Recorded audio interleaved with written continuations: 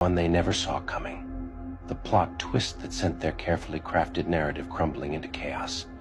You, the one they thought they had figured out, flipped the script in a way that left them stunned, gasping for control.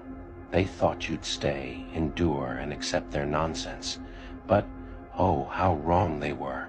You gave them something they didn't plan for the ultimate checkmate, and now their story is nothing but a tragedy of their own making. They assumed you were weak, didn't they?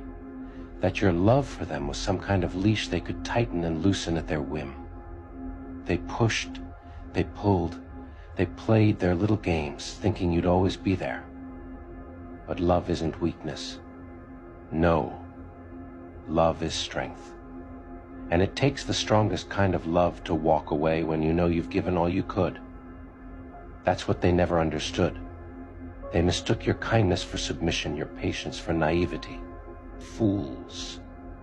And now, look at them. Scrambling, confused, spinning in circles trying to figure out what went wrong.